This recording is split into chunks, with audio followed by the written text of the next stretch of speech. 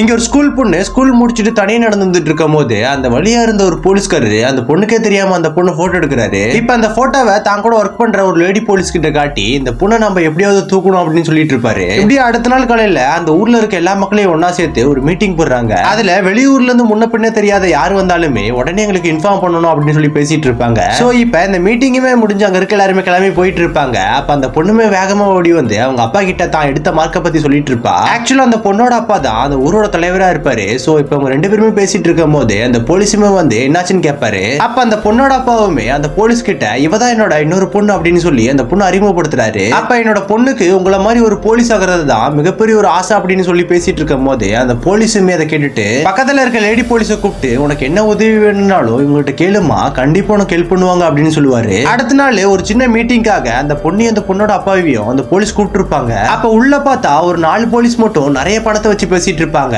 ஆக்சுவலா அவங்க வேற யாருமே இல்ல, இந்த ஊர்ல நடக்கிற இல்லீகல் விஷயம் மூலியமா அதிக பணம் சம்பாதிக்கிற போலீஸ் தான் அவங்க 4 பேருமே. சோ அப்ப ஒருத்தர் மட்டும் அங்க இருந்து கிளம்பி அந்த பொண்ணு கிட்ட வந்து அந்த பொண்ணு கிட்ட மிஸ்யூஸா நடந்துக்க பாக்குறாரு. ஆனா அந்த பொண்ணு அவரை தள்ளி விட்டுட்டு அங்க இருந்து போலான்னு பார்க்கும் போது அவருமே அந்த பொண்ணு அடிச்சு கீழே தள்ளி விட்டுட்டு அந்த பொண்ணு மண்டைய வேகமா அங்க இருக்க சோபால அடிச்சோடனே அந்த பொண்ணுமே மயக்கம் போட்டு விழுந்துருவா. அதுக்கப்புறம் அந்த பொண்ணு தூக்கிட்டு போய் அங்க இருக்க ஒவ்வொரு போலீஸா அந்த பொண்ணு கிட்ட மிஸ்யூஸா நடந்துகிட்டு அந்த பொண்ணு தூக்கிட்டு வருவாங்க. அப்ப அந்த பொண்ணை பார்த்தோன்னே அந்த பொண்ணோட அப்பாவுமே வேகமா ஓடி வந்து என் பொண்ணு என்னடா பண்ணீங்க அப்படின்னு கேட்கும் போது மேல இருந்து ஒருத்தன் அவரை சுட்டு கொன்னுருவான். அவருமே இறந்து போயிருவாரு. இப்ப இந்த விஷயத்துல ஈடுபட்ட ஒவ்வொரு போலீஸுமே மர்மமான முறையில கொஞ்ச நாள் கழிச்சு இறந்து போக ஆரம்பிக்கிறாங்க. அப்ப இந்த போலீஸ் தனியா இருக்க நேரம் பார்த்து ஒரு லேடி வந்து அட்டாக் பண்றாங்க.